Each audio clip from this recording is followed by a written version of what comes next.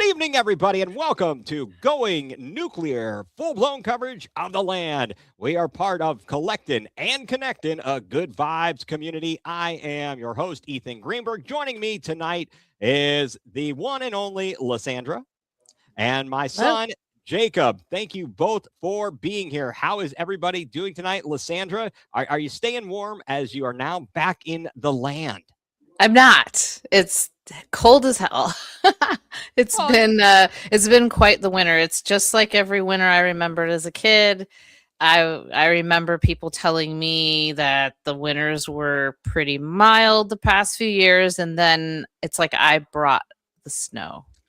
you did. You came back from Colorado, Yeah, and and you know what's crazy is it's like 70 degrees back. My parents are calling me and asking me, "Hey, are you done shoveling?" and talking crap. So that's fun. well, what you have to Yeah. do is you need to get your children out to shovel. Jacob, just like I have Jacob do when we don't get snow. No, Jacob, how's the weather there? Is it the same as it is downstairs in this house? No. No, okay. The climate control is a little bit different. Lysandra, I don't know if they have this out uh, in houses in Denver, or Colorado, but here they do two separate HVAC units. You've got the HVAC for the upstairs and the HVAC for the downstairs. And I'm going to answer this question. Hey, Mike from the UK, thank you for tuning in. There are two links. Make sure you click on the one that does not have the little cell phone looking thing. Click on the other one, and you will get the full view and not the, I guess, the landscape view as opposed to the portrait view. So that is the key right there, sir. Thank you. So, yeah, it's kind of weird here. We don't have furnaces because it doesn't get that cold, and your HV, you have it heats, it cools, and it saves. Do you remember the electric heat pump? It heats, it cools, and it saves. So we've got that going on, but we do have a lot of the houses, the upstairs unit, the downstairs unit. Yeah, we had a full furnace. It does get cold in Colorado because it's like a desert climate and the temperature fluctuates a lot. So it does get cold there, but it doesn't stay cold. And it's Okay. sunny a lot there, and it's not so sunny here in the winter. No, it is gray in Cleveland. It's very gray, but And the surprising thing is being down in Virginia, having been here now, it's 2000. Well, I've been here since August of 2003. So over 22 years, I've gotten used to sunnier days. So when it is cloudy, I'm just like, it's like, oh, this is brutal.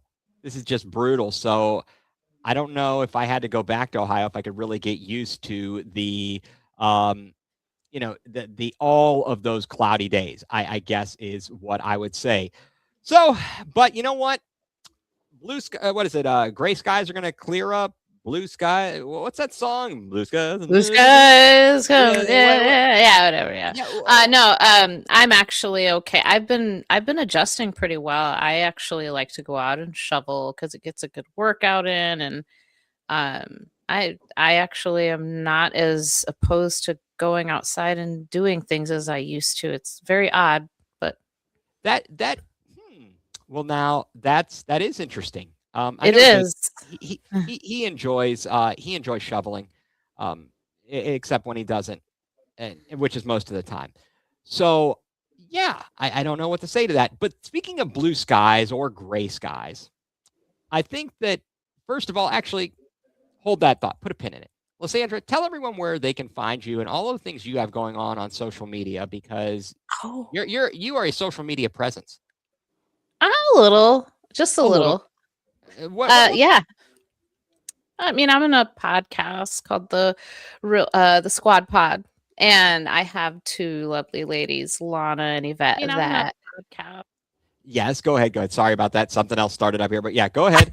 Yeah. that we have collaborated on for the past couple years, and we have a pod actually coming up on the 7th at 8 p.m. And you can follow us on YouTube at Bougie Sports or at the Real Squad Pod on X, or you can follow at Bougie Sports on X as well, and that is our main content creator, Yvette. She's like what we would call our pod mom. The, Me, and she recruited Lana and asked us if we wanted to be a part of a podcast one day out of nowhere, and we had just meshed. So yes, absolutely. You certainly have. You do a great job there. I had the honor thanks. and joy of joining you for your podcast before, Yeah. and I Yeah. believe that, and you're a returner here to Going nuCLEar. So Yeah, and now it's just crazy because we've been around for a few years, and so now we're working on rebranding and doing a photo shoot, and so in the next couple months, just kind of keep your eyes open for some new stuff coming from us. okay, I do appreciate that. I will be keeping my eyes Yeah. peeled on that. Jacob, are you going to do a photo shoot for me? Because I might need that. Can I get some glamour shots? No, I don't no. know what you would need them for. You could do the Costanza pose. I could do the Costanza pose. I get on the couch there. That'd be very nice. Very nice. That's there. hot. Oh my goodness! All right, we're going off the rails here a little bit, but Just a little, but that's just why a I'm little bit. here. I That's why know, I'm and here. it makes it easier to to get through things like a Brown season when you do it with friends, when you do it with family. When you do it with humor. You have to laugh. Jacob, how much do we laugh during the games? A lot. A lot, whether we're making fun of the announcers or the players themselves. There's a lot to discuss there. We're laughing at people who are texting me or posting things. It's always a good time. So let's get down to it. Yesterday, the Cleveland Browns finished up the regular season with a win in the Battle of Ohio over the Cincinnati Bengals by a score of 20-18 as the season came full circle. It came full circle with Andre Schmidt missing kicks in week 1 that was essentially the difference in winning and losing. And yesterday, he's the hero. He makes the game-winning kick to lift the Browns to a victory 20-18. And on the other side, you had Evan McPherson get one kick blocked, one extra point blocked, and then did he slice the other one, Jacob? I think he sliced it wide right. Yeah. Yes, he did. Oh, fantastic. You gotta love that. Anyway, I digress. My brain, it's really trying to think too hard here. In the game yesterday, or with the win, the Browns finish on a 2-game win streak. They beat the Steelers at home and then the Bengals on the road.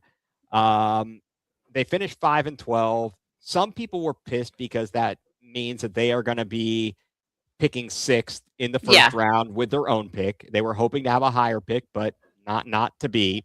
Yeah. And that kind of that's tough, but we'll get to that in a moment.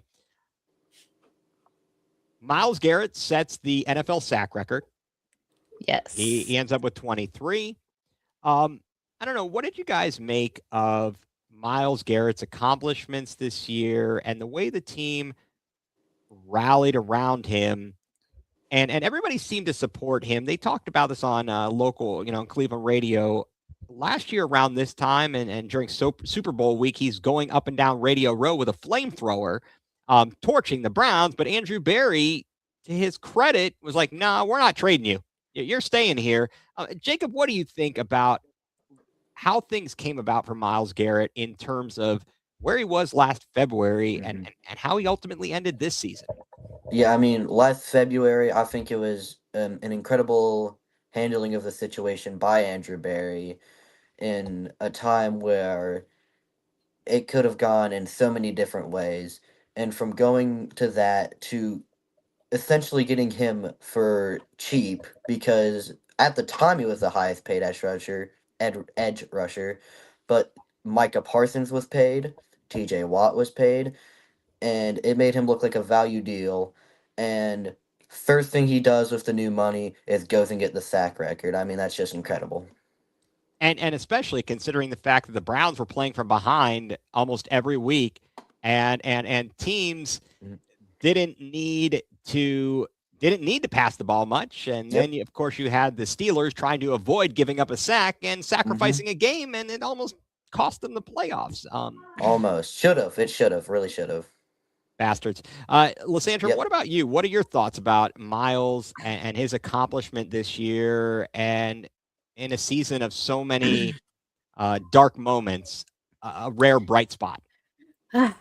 It was dark. It was sad, but there needs to be a lot. How do I want to say this? A lot needs to be said. I can speak, I promise.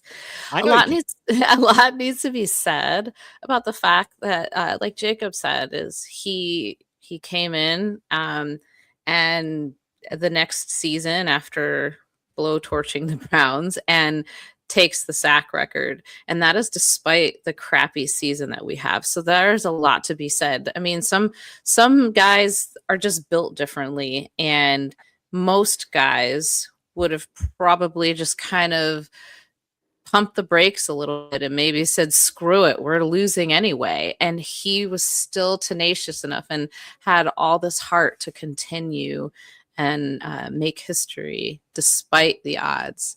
It is too bad that we had the poor offensive performance throughout the season, and that unfortunately overshadowed a lot of his accomplishments. But at that moment when it truly counted and it happened, the world stopped for a moment in the stadium. And it pissed off Jamar Chase, but screw him. It was Miles's moment, and I would have loved if he would have been able to have it at home, but it was well deserved. Yeah, definitely was well deserved, and the joy on the team, on the sidelines, in the locker room, it warmed my heart to see it. Well, even like practice squad players were holding him up. They even commented on TV. They're holding up this massive man. Yep, and what did they say? David Njoku gave him an imaginary crown. And and then started to chant among all fans, not just Browns fans, but also Bengals fans. Yep. And Mike, gonna break his own record next year. Book it. All right, we are gonna book it. We will remember this. It's on recording. It's here. And then apparently, in relation to people complaining, Zach Taylor can also kiss his hiney, as him and Jamar Chase both complained about the delay in the action so they could celebrate a historic moment. Jamar Chase, he's a character. He's got a lot of comments, whether he's caught saying something, they got the great sound clips of him going, or I'm going to stay in my lane, I think was him earlier this season.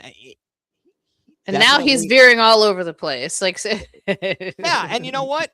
As we always like to, they like to bring up in Cincinnati, of course, you have an ownership group, the Brown family, descendants of Paul Brown, the founder of the Browns. We got Mike Brown there, and they don't like to fire coaches, and you know why? Because this is why they don't like to fire coaches. I do not have the money. Okay. I do not have the money. Okay. So Zach Taylor, despite his terribleness, is still going to be there. Yes. Isn't that why Marvin Lewis stayed there for so long? Yes, that is exactly why. That is exactly why they won't fire people, because he's like, I refuse to pay multiple people who was it 19 years that fool was there, playoff free. It was crazy. Exactly. Are these Browns? Of course, we're Browns fans. Brent, thank you for everyone who is commenting. Thank you so much. Appreciate it. And what do we got here? From Chewy, Miles deserves better team success and stability, preferably with the Browns. Well, he's not going anywhere. They can't get rid of him. The salary cap hit would be astronomical at this point. So I have a feeling he's literally going to go from Cleveland to Canton, like Andrew Berry said. We had some bright spots this season, and that's part of the reason, and we're going to get to it in a moment, why probably Andrew Berry has a job and Kevin Stefanski doesn't have a job today. The draft class. The Cleveland Browns traded down from 2 to 5 so that the Jags could move up. And okay, look at this. Wait, timeout here. Sorry for the season. In a Titans fan, so misery loves company. Hey, misery does love company. And we're going to talk about, some of the best opportunities in coaching here in just a few moments. But they trade down from 2 to 5. We pick up some extra picks, including an extra 1 this year, an extra 2 last year. We end up with Mason Graham. He turns out to be a solid player. The stats don't pop off the page. We then take with the first pick, our own pick of the second round. We take Carson Schlesinger, who is likely the defensive rookie of the year. He is an absolute beast. And I mean, I have this dreams of grandeur that maybe, just maybe, JOK somehow comes back. And could you imagine JOK and Carson Schlesinger at linebacker for the Browns? That's how I have to say. Exactly. Okay. Paulie Campione, thank you so much for tuning in. Appreciate you for letting me be a part of the Collecting and Connecting Good Vibes community here. Then you use the second pick, the pick we got from the Jags in the second round. We pick up Quinshon Judkins, and things got off to a rocky start due to off-field issues. Yeah. And once he got there, he was amazing. He really was. Yes. It's a shame he went down with the injury. He went down with positive, though, that it wasn't any worse. A dislocated ankle and a broken fibula could have been so much worse. He'll be back for next season. I'm looking forward to that. You go to the third round, and you're picking up what? We got Fannin in the third round. And let's see, Jacob, was the only other third rounder Dylan Gabriel? Yeah, it was Fannin and Gabriel. Yes. And thank you, Paulie. Appreciate that. Gabriel was the worst pick of the draft for the Browns. Let's all just. I'm sorry. I'm gonna say that's for me. Dylan Gabriel was the most surprising and worst pick of last year's draft. Jacob, are you in agreement? Yeah, I heard that he was. I've heard that he was been compared to Siaki Ika, as in they drafted him with no plan. No plan for him, and they still drafted him for whatever reason. Oh, I just noticed you've got the Bougie Sports shirt on. Yes, I love it. I'm rocking with Snoopy old school from Homage, and you're going You're going Nick Chubb. We've all got like. I almost wore the Chubb. Oh man, you guys have been. I gotta promote our brand. Yeah, you absolutely do. And over here, just to let you know, we will get to the question of the quarterback room. What will it look like? It was a mess last season. Yeah, we're going to get to that in a moment. But Lysandra, would you agree that Dylan Gabriel was the worst pick of the draft class for the Browns this past season? Yeah, I would have to agree. That's probably why Stefanski's not there, because it seems as though that was a guy that he wanted, and that kind of caused a rift. And I think that's maybe where things started to go downhill with Gabriel and Kevin Stefanski having delusions of grandeur with this kid. Right.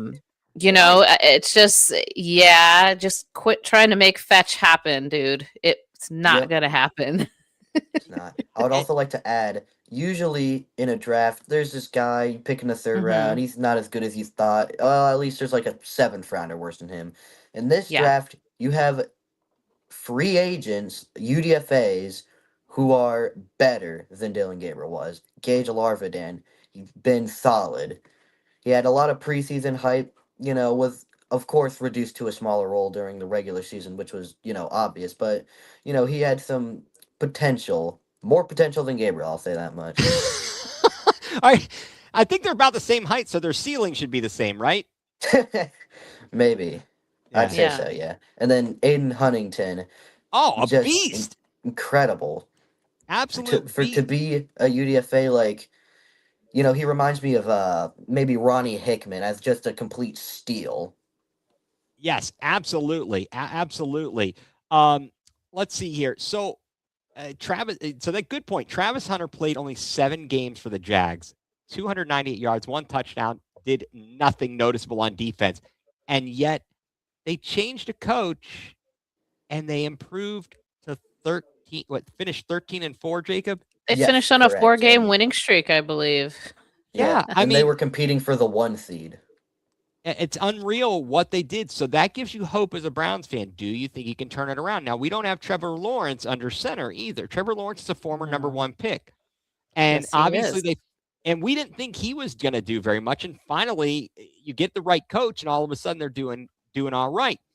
I guess let me ask this, Lysandra, what was your overall impression of Shedeur Sanders and anything else that kind of stood out to you this season to give you hope going into next season? And then Jacob, I'll let you give your thoughts. Oh gosh, he's such an enigma. He had a lot of off-season stuff going on, speeding tickets, all that stuff. And I just think there was just a lot going on. And considering who his dad was, I just think that he got kind of the crappy end of the stick. I think that Dion probably made a lot of enemies in his time in the NFL. And I think that they took it out on Shedeur, and a lot of the media and a lot of people were taking things out on Shedeur because of the fact that he is Deion Sanders' son. And I think that was unfair to the guy. He didn't deserve that.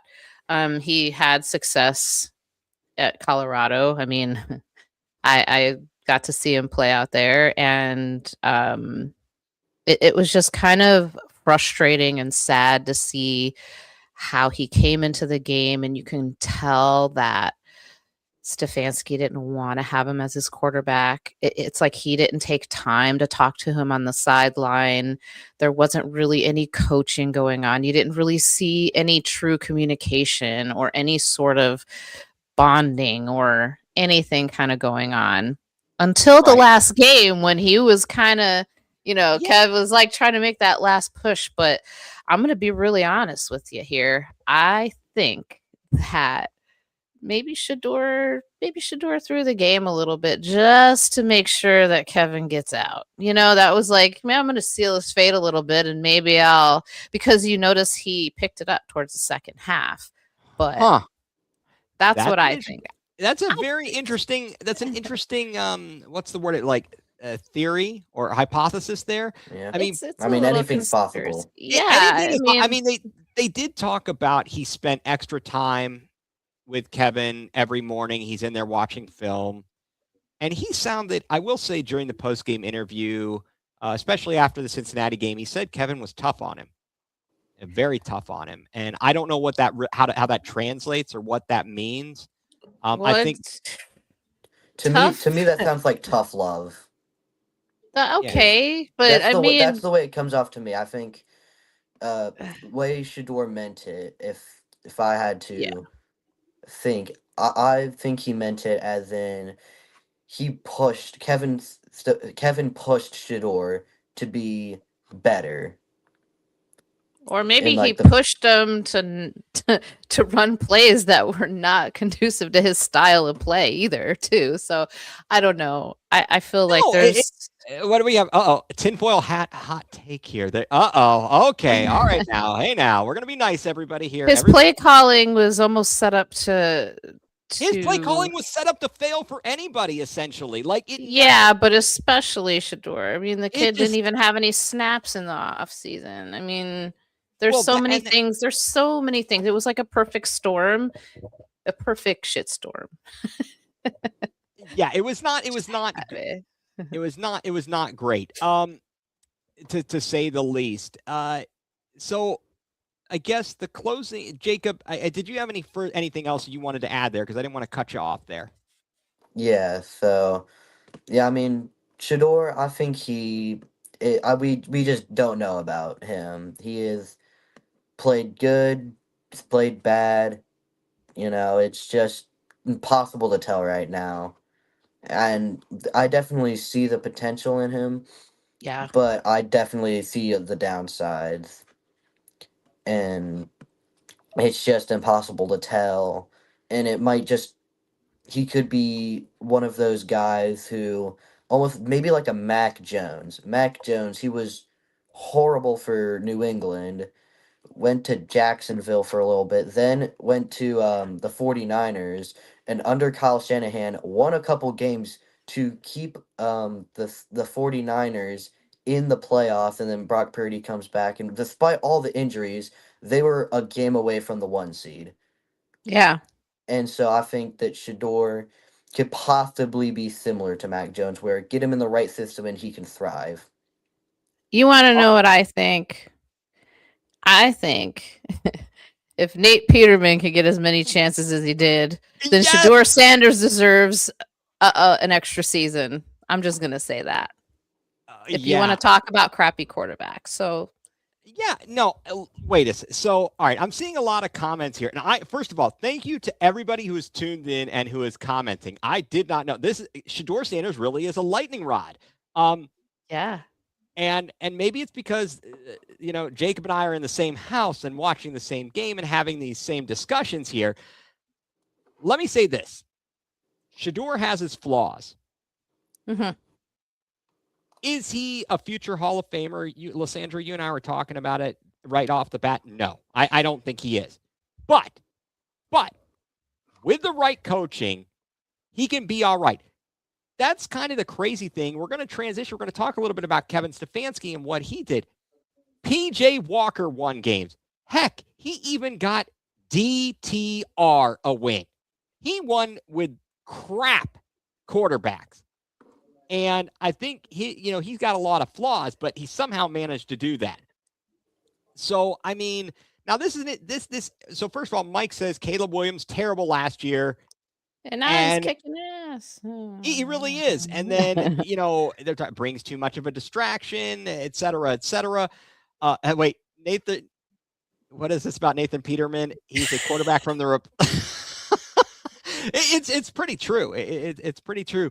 And I agree. He is not the same talent level as Deion. But I'd also say that if you put somebody in the right system, with some talent around them, they can be successful. They don't have to be the absolute best. They don't have to be the most physically gifted. Are there questions about Sanders and some of the mistakes he makes and making them on the regular? Yes, but can that be corrected? That's what we really have to talk about and look at even the potential. Oh, now that's a low blow there. He's not even Josh Rosen level. All right. Josh Rosen was like a top 10 pick, and he got and he stunk it up after 1 year. All right. All right. That's it. We're not going to have this argument, guys. It's all good. Let's keep it real here. Do this. All right. The Browns basically. Wow. He went there. All right. Oh, okay. Wait a second. Wait, the Ball brothers. Okay. The Ball brothers there. Okay. Oh. So the Browns had one unit that was consistently good this year, and even they had their moments where they had letdowns. The defense. Mm-hmm. The special teams was the special teams. Yeah. Unspecial teams. The defense, 4th in yards per game in the league, 3rd in passing yards given up. They were 16th in the run attack, rushing yards per game allowed. They had 3rd in sacks. Of course, Myles Garrett of obviously getting 23 of the 53 in the season, and middle of the pack, 14th in points per game. But of course, when you turn the ball over and give the other team a short field, that's certainly not going to help the cause. And further, when your unspecial teams either A, just simply allows return touchdowns like 2 to the Jets and losing that game, or just gives up very good returns in short field, it is difficult sometimes for the defense. They do get tired. When the offense is that inept, it is hard to overcome all of that all the time. So this morning, as we all figured, it all came out that, the news broke. Kevin Stefanski gets canned, but Andrew Berry keeps his job. And so I had one, just a minute or so here. I want to play some of what Jimmy Haslam had to say. This is courtesy of Cleveland Browns, the Cleveland Browns website and their media transcript. So bear with me here, folks. I just want to play a little bit from his presser. and make a decision like this. Jimmy, how much do you think, to use you were to swing and miss on Deshaun Watson, affected Kevin's ability to win and the way the offensive line and wide receivers were sort of neglected over the last 6 years? I mean, I don't think we need to cover it again. I mean, I said it, you know, when you trade for a player and you give up 3 number ones and 2 number threes, that really depletes your ability to raise the roster. So did it have impact? Yes. Jimmy, do you think the alignment between Barry and Stefanski suffered this year? No, The coach said he didn't know you were trading Joe Flacco. How does that happen? Let me say this, and some of you said this is a dysfunctional building. I take huge exception to that. The 2 of them work just like this, okay? And they talk all the time. Their offices are basically next door to each other. I mean, is there tension in the building? Of course. I mean, this is a hard business, and there's lots of stuff going on. The 2 of them work together extremely well, extremely well. Why would the head coach be surprised that his starting? I can't comment on that one thing, Tony, but if anybody says this is dysfunctional or those 2 of them did not work well, that's dead wrong. So I don't know about you, but that is comedy. That's comedy gold right there. If those 2 were so tight, then Barry should have been fired with them. One could argue that. I would not have been opposed to it. But that cracked me up, the whole thing, you know, talking about the team being put at a disadvantage. So Andrew Barry was put at a disadvantage as well by not having draft capital in that move. Now, Jimmy Haslam in the offseason said, you can put that on me. You know, everybody was in on this decision, but it was on me. I know Jason Lloyd of The Athletic at some point reported that there was a point at which Andrew Barry went to Jimmy Haslam and said, it's too much. I don't think we should do it. But Jimmy Haslam said, write the check, whatever you got to do, pushed all the chips in, you know, and they went with Watson. But that really hosed the team when Watson had a longer suspension than they anticipated and then never really was able to play. I even saw something come out today. I think it was Pete Briscoe who said something that basically Stefanski never wanted anything to do with Watson, and that's a problem. I think there were more problems than they would let on. I don't know. Jacob, did you ever get that sense that, especially this year, between Barry and Stefanski? Yeah. I mean, this is a coworker environment. They're gonna have disagreements, but in no way did I think they hated each other in any form. I think that while maybe one didn't agree with the other in some areas, at the end of the day, they were professionals working and they made it work and they were trying their best. And I think they put their opinions aside, came to agreements to operate the team. And I think with the Deshaun Watson trade, I could definitely see being, you know, Stefanski not wanting something to do with it. That just makes sense, you know, with all the off the field stuff, especially. And then Barry being like, this is too much, which it turned out to be. And I think Haslam has learned from that. And as he said, he's going to, you know, let the football guys do the football things. So I think there's a bright future ahead for the front office. And I believe that keeping Barry is completely the right decision. I mean, we were just talking earlier about the draft class that he just had. So why, after that draft class, would you get rid of him? Just doesn't make sense. Fair enough. And what about you, Lysandra? You know, what do you kind of make of the relationship, the Barry and Stefanski relationship, and how it was, and then what it turned out to be? I think that initially it started out as a good relationship. And I think that the Watson trade really was a it was a turning point. Who am I kidding here? It was a huge turning point. It caught me off guard. Baker got kicked to the curb. Watson came on through, and I think that there was a disagreement there. And I think from there on out, I think that working relationship, while they tried to keep it professional, as Jacob said, I think that professional relationship deteriorated over time due to differences into who they wanted to draft, and it showed. This last season, Kevin just didn't look like he wanted to be there. So many people even said it. He just had like this get me out of here, help me, save me. Right. like if you need help, please, do this or, whatever. Just he just really didn't look like he wanted to be there. His efforts were just lackadaisical. I think somebody had made a comment online about the Browns just playing better against our rivals.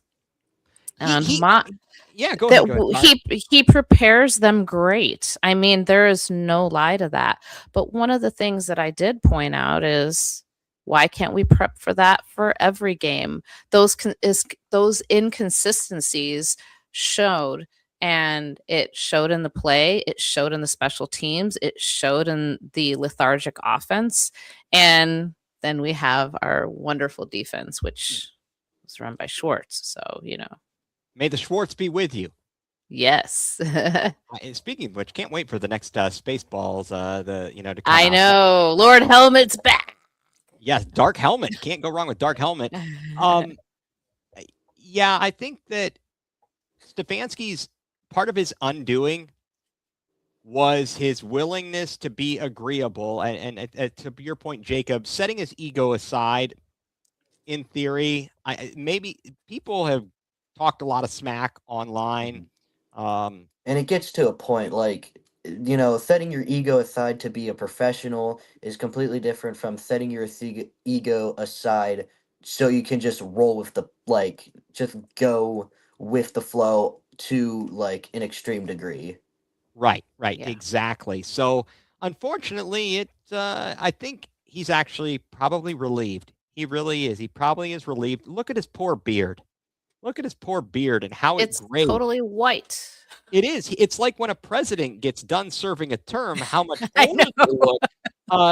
He looked wore out. I feel bad. They talked about it earlier on Cleveland radio. You feel for the family.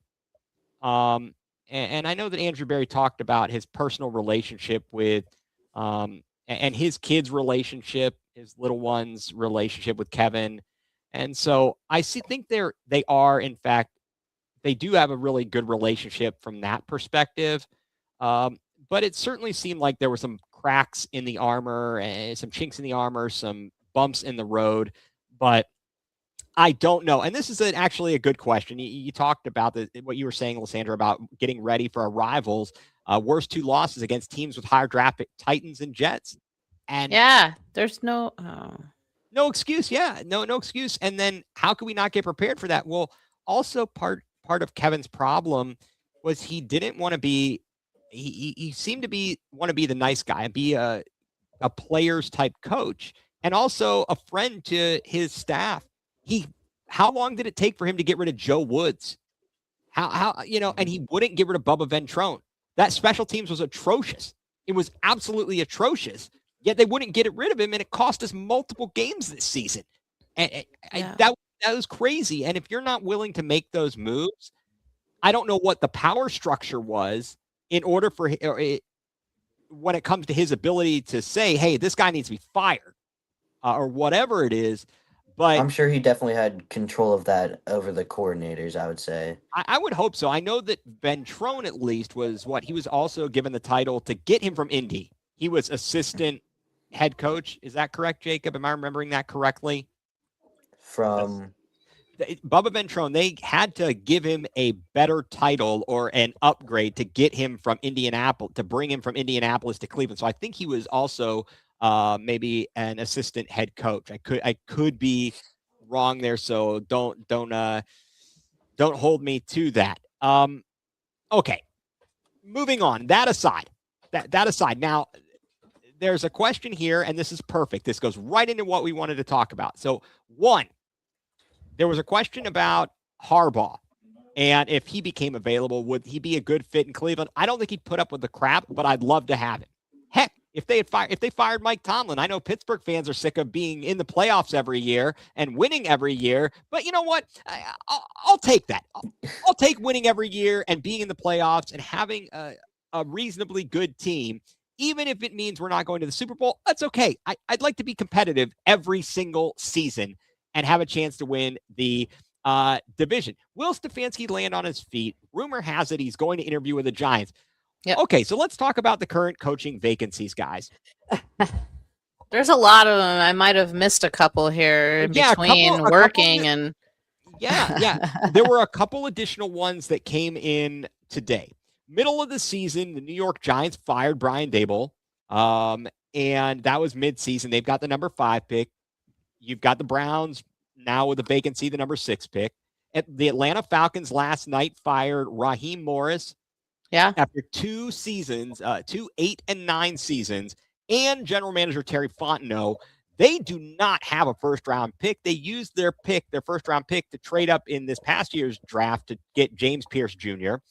Arizona Cardinals, after 3 years, they fired Jonathan Gannon. They have the number 3 pick, and then they've got their own quarterback situation. The Titans are at number 4. They fired Brian Callahan midway through the season. They obviously were number 1 last year. They got Cam Ward, and the Las Vegas Raiders fired Pete Carroll today. Pete Carroll's got to be relieved to go back to retirement. That was brutal out in Vegas. They have the number 1 pick in the draft. So the first question we'll go to just here, because this was posed, of will Stefanski land on his feet? I think he will. Yeah. I don't know. I don't know if one of these jobs is the best idea for him, but he'll be just fine. I mean, look, Pat Shurmur, after he got fired by the Browns, he got hired by the Giants, and he sucked there too. Yeah. I mean, it's one of those things. I guess looking at the coaching vacancies, the Giants, Browns, Falcons, Cardinals, Titans, and Raiders. Jacob, I'll go to you first. Which of those jobs do you think is the most desirable? If you just had to pick one. First, I want to real quickly touch on the Kevin landing on his feet. I don't think he's gonna do much this year. I think maybe next year, and then definitely the year after that. He's gonna be looking for a job, and it's not gonna take him too long. He's gonna have more options than non-options, if you know what I'm saying. Yeah, no, I know exactly what you're saying. Because there's a reason he's the 2-time coach of the year. They didn't just give him the award for nothing. Absolutely. He earned those awards in non-ideal situations, winning with, as you said earlier, PJ Walker and DTR. Yeah. So I think he'll find somewhere to be, and I think, as a lot of comparisons I've seen, he can be similar to a career path of a Baker Mayfield, where Baker Mayfield, he's not horrific. He's not, the worst thing ever seen. He's not Jamarcus Russell. But just the way it is right now, you can't hold on to him. It would be a detriment to do so. But you see, he goes to Carolina, cut midway through the season, goes to LA, doesn't learn the playbook, and he wins them a game on a game-winning drive, and he finds himself in Tampa Bay, where they just missed the playoffs. Right, And he has a complete renaissance to his career. And then, so when I see with Kevin Stefanski, I see the same things. You can't hold on to him because otherwise that would be a detriment. But he had plenty of bright spots, 2-time coach of the year. I feel like he might take 1 to 2 years away, reflecting, come back, and be a good coach. Is he going to go back to the laboratory and work on some things, come up with some strategy? A lot of people said that his offense was stale. Was it stale because our team didn't have the tools for the job? I think it was figured out. It was a known offense. and you could still run that offense. You could go out there right now with the team with the best player at every position, and you can win games with that offense. Problem is, we didn't have those players, and for 2 years, Kevin, instead of maybe adapting a bit, just to try and get something a little extra, knowing that he doesn't have the greatest personnel, instead just is static. Yeah, no, that makes absolute sense. Now, okay, so we're getting lots of comments here. Again, everybody talking about the best position, but which of those coaching vacancies do you think will be best, Jacob? I think Giants are up there. They have top pick, a top 3 pick, and they I think have is it the five? Is it the Giants have the 5 pick, right? 5. Is it 5? Yeah, Yeah, it is yeah, top 5. 5 pick with Jackson Dart, Cam Scatterbu, Malik Neighbors, and some good defensive linemen, including Dexter Lawrence, Abdul Carter, maybe he's young, and Brian Burns. And there is definitely a path there if you are if you want to go to New York. And with a top 5 pick, you're not in position to get a quarterback, but you don't need them. So Exactly. you are put in a perfect position to draft a very good player at a position that you absolutely need. And I think that could possibly be offensive line for the Giants. And I Okay. think a potential another team that could be good, but just has a couple of flaws that keep them short is the Falcons. They Yep. have good players, but as you said, they don't have their pick. They traded it to the Rams to try and get the edge rushers. 8-9 season. You can work with that with the people there. Kyle Pitts, first round tight end. You have Drake London. You have And he Darnell worked Mooney. with Kirk Cousins Dead. Yep. in That, Minnesota. So oh, now Yep. that would be a good spot for that. Might be a spot for Kevin there. But but you think those are good? Those are enviable of the vacancies. Those are some good spots there.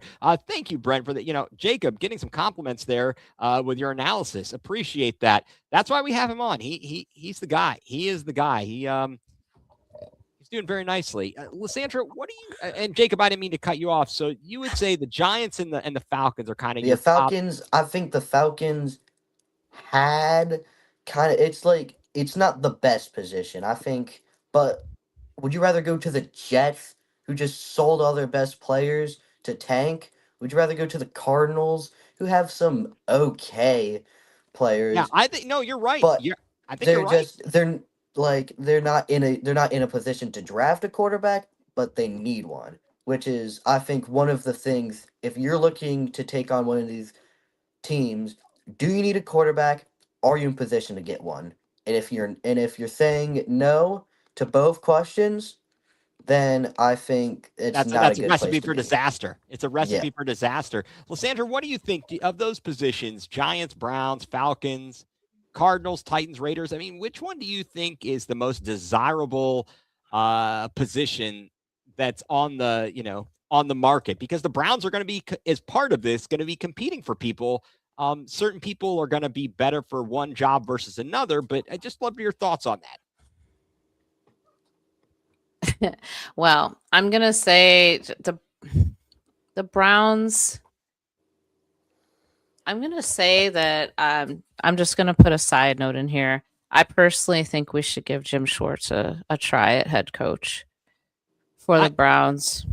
Keep him Why? internal. Yeah. And then maybe have obviously have somebody else calling the plays on the offense since he's more defensive Yeah. minded. But I would like to I think see one of the that. things I want to real quickly say with Schwartz, I think he was a head coach at some point. Yeah. Oh yes, And yes he was. And I think what I was hearing is that he didn't really want to go back to a head coaching position. So I know after Yeah. the Well, first season we had him, people were like, is he going to leave us to go to a better opportunity as a head coach?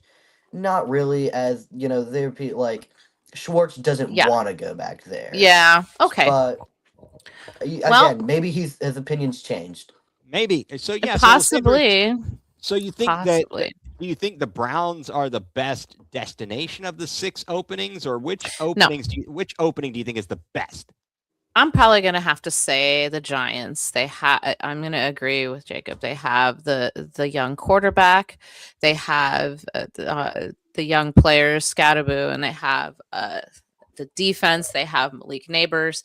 They have everything going for them right now. I mean, the Giants have kind of been in like a crappy rut for a while, and they finally have some formidable players that can compete in the what is it, the NFC East that they're in. That's Yes. always a fun division there.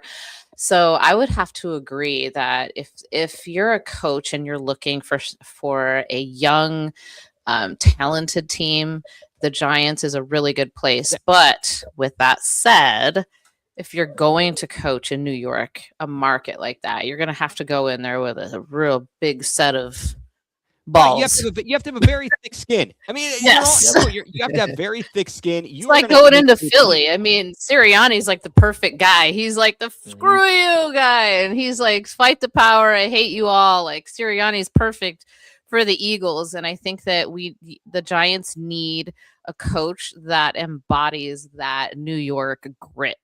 And I don't see Stefanski having. Although he's a Philly guy. He is, but he talks about that all the time. He's used to the media. I don't know. I don't think I really don't think that the New York media is going to go for the "we need to get better" chat every week.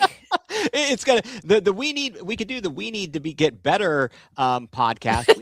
We need to be better podcast. This is brought to you by the Collaborative Thought Partners. We need to get better. Yeah. But I think that the Titans are probably another good one. They have Cam Ward, and he's promising. He just got injured, though.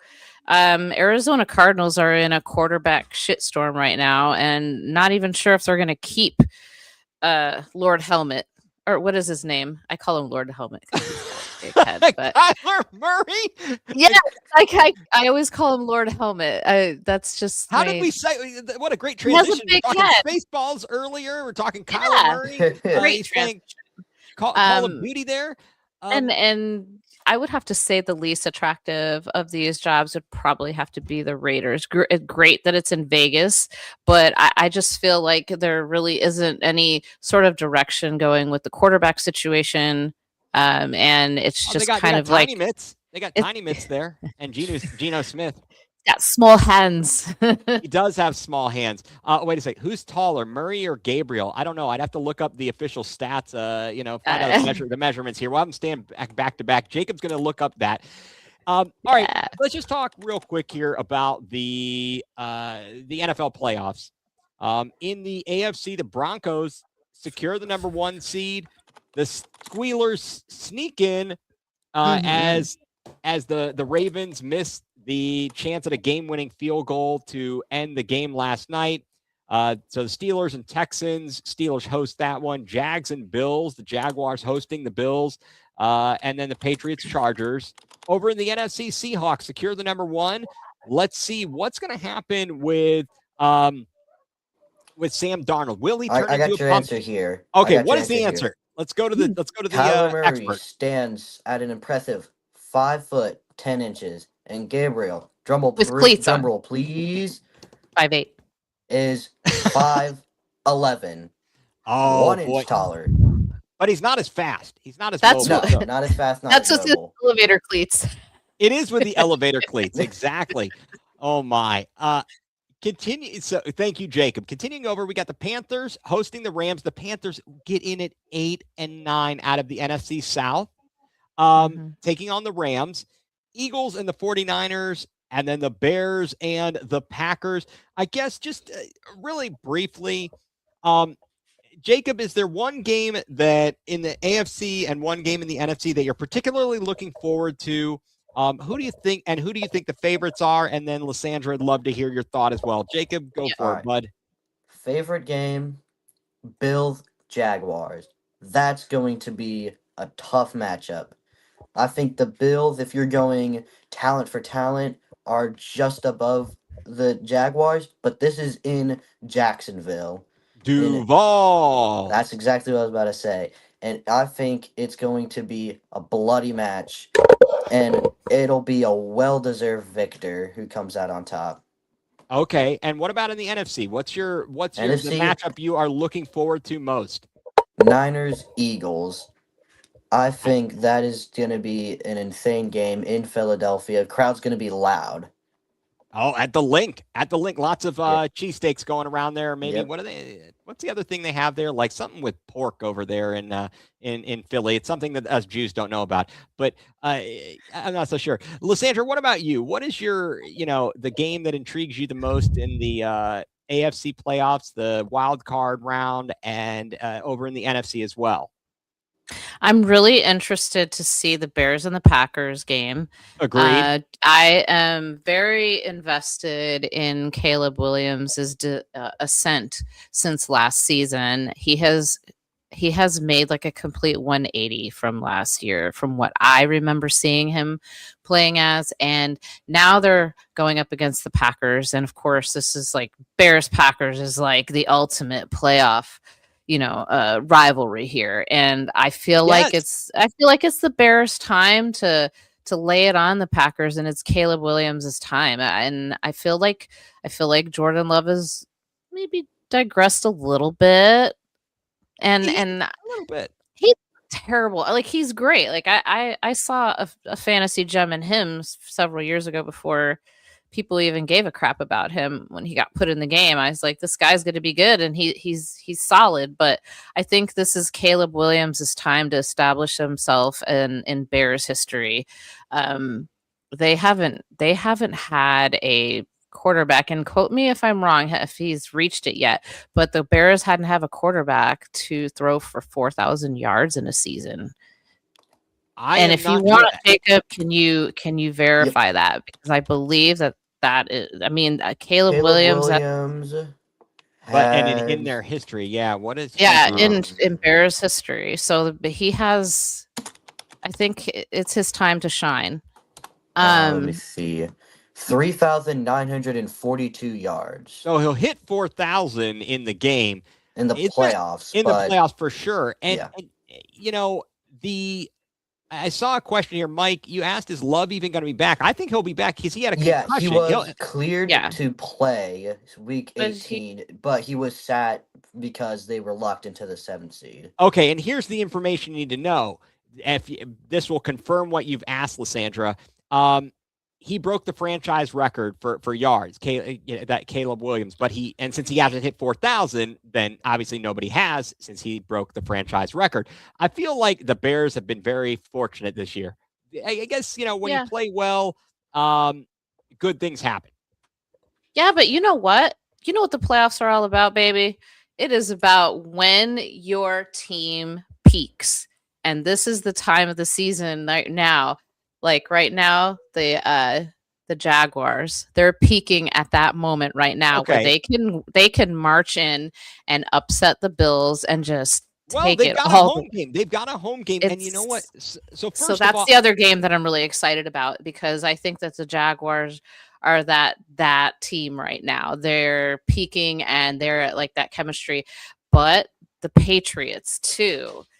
It's like Drake May is having himself a season. This season is going to be this playoff run is going to be amazing to watch, because there's so many different wild cards that could come out of this. Yeah, absolutely. And you know what? I can't believe it that here we are and we're talking about playoffs. Don't talk about playoffs. You kidding me? Playoffs? I love it. Yeah, I mean, we're talking about playoffs, and really for the Browns, we're always talking about this,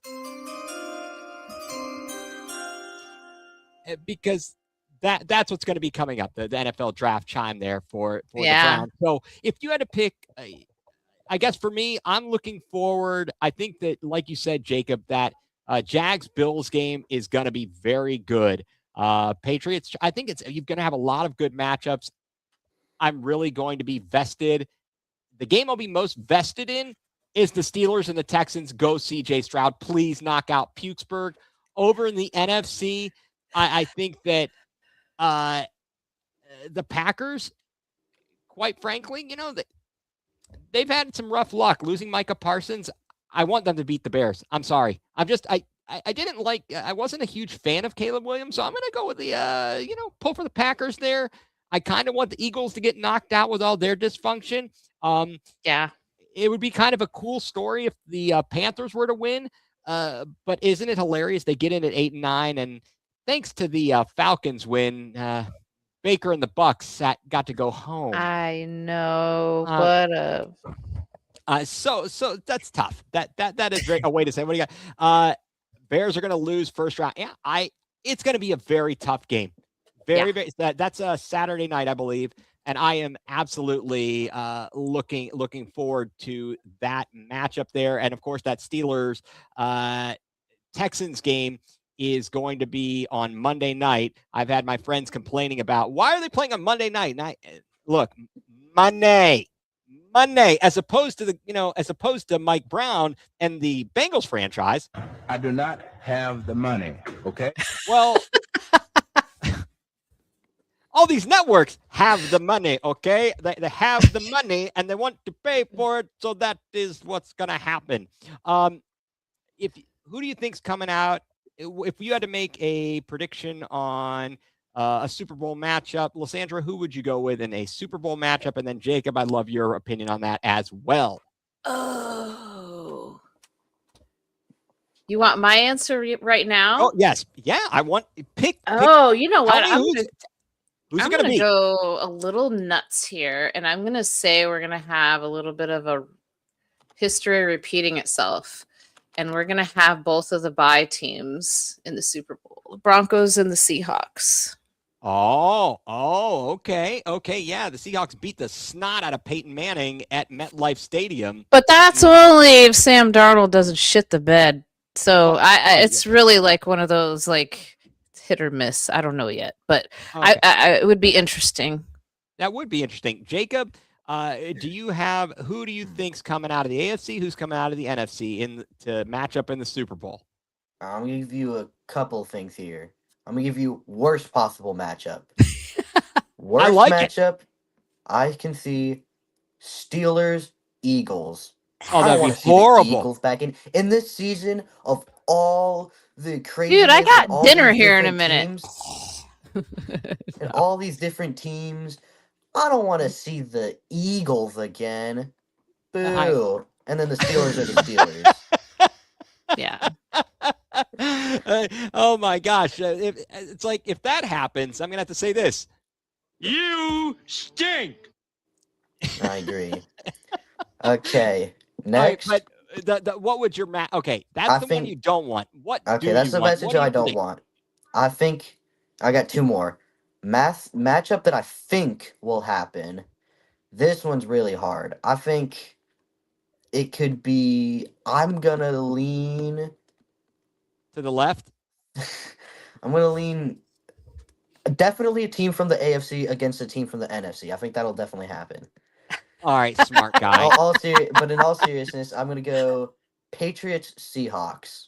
You're going Patriots Seahawks. I could see it. Seahawks defense is amazing.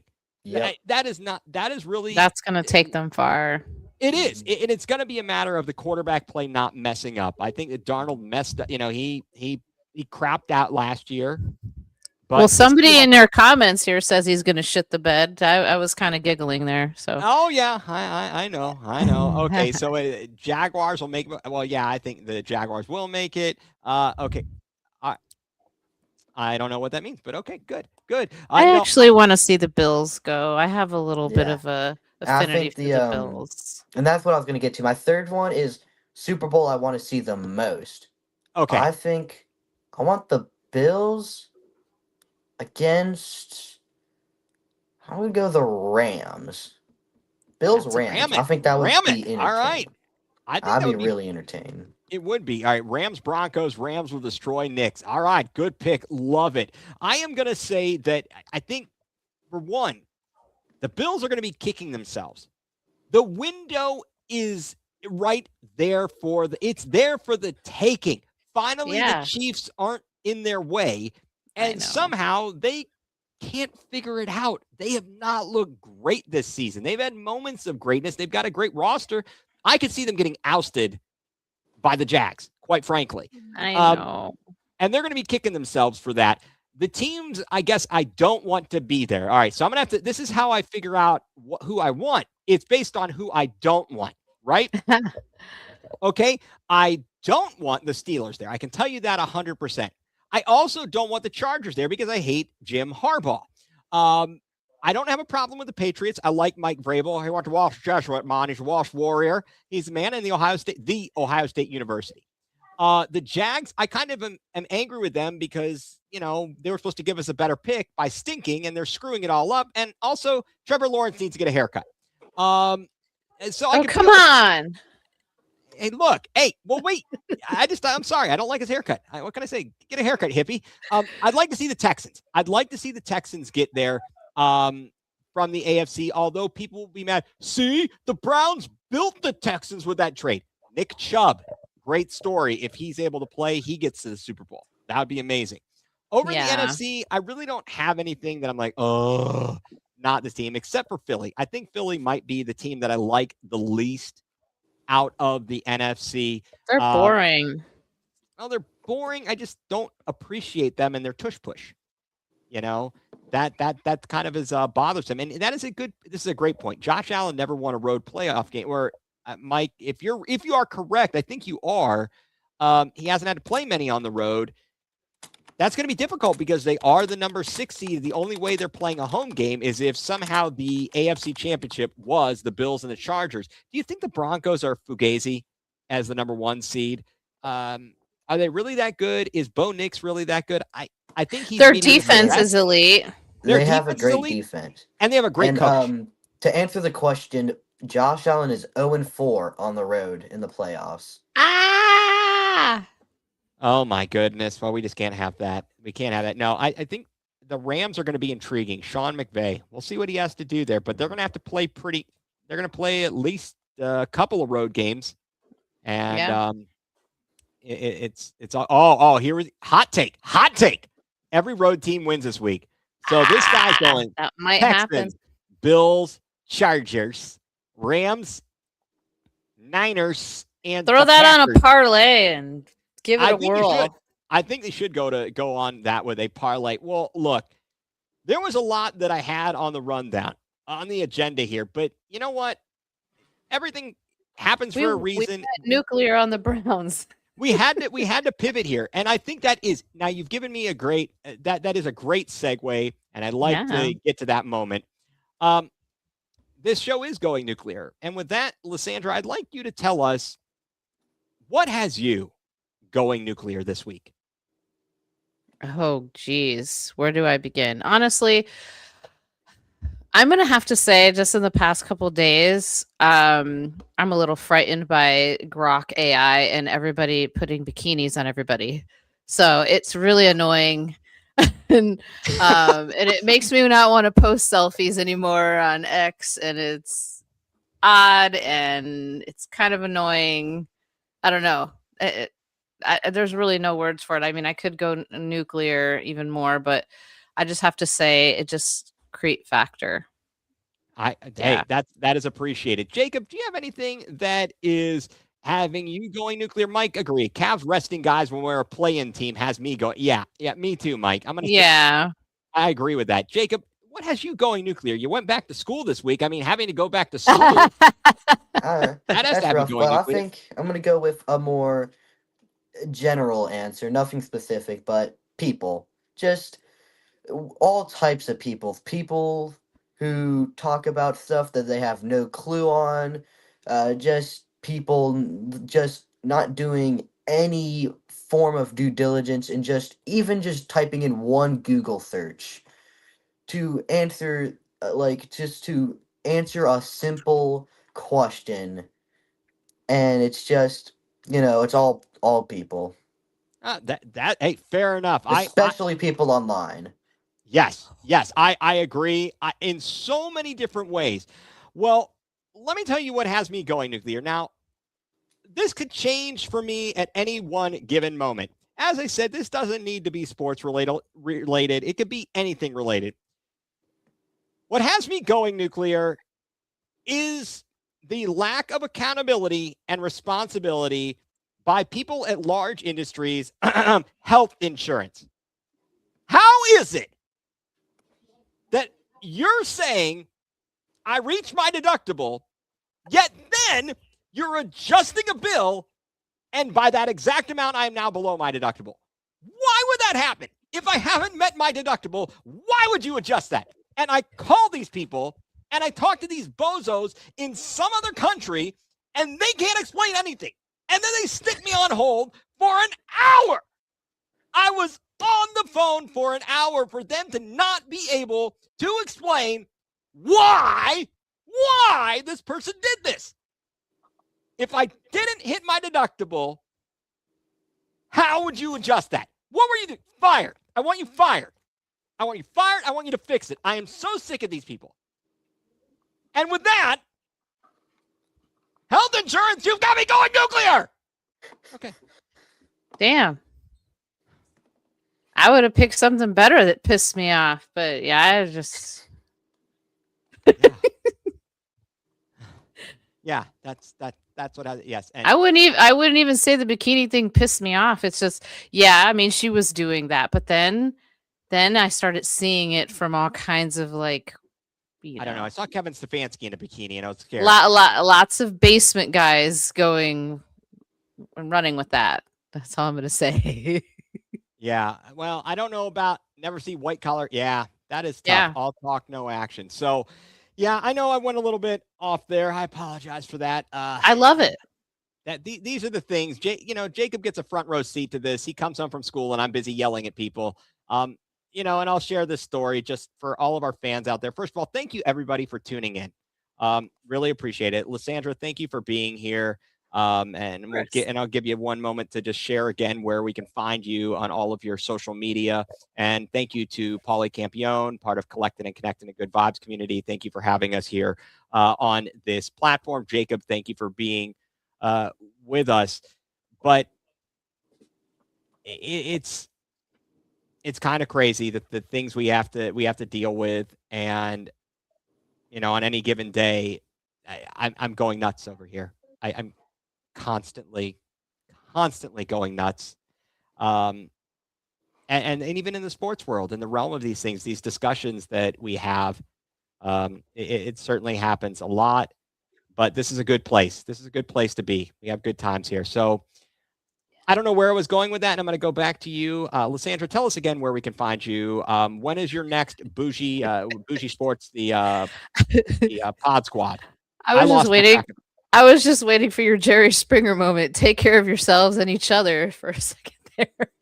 I might have gone to that. I may have gone to that, but it was almost there. It was almost there. No, tell us again, where can we find you? Oh, you can find me on X, handle as it's shown on the screen at Lavita Lysandra, and you can check out the Real Squad Pod at the Real Squad Pod, as well as at Bougie Sports on X and at Bougie Sports on YouTube. And we will be live on the 7th at 8 p.m. with some sports talk and pop culture talk and all the things. So we hope to see you guys there. And also just keep your eyes open for a little rebranding that we're doing in a couple months here. Some new photos and some new content. So we hope to see you guys around. But here's the question. Is it going to be recorded or do it live? Oh, we are live.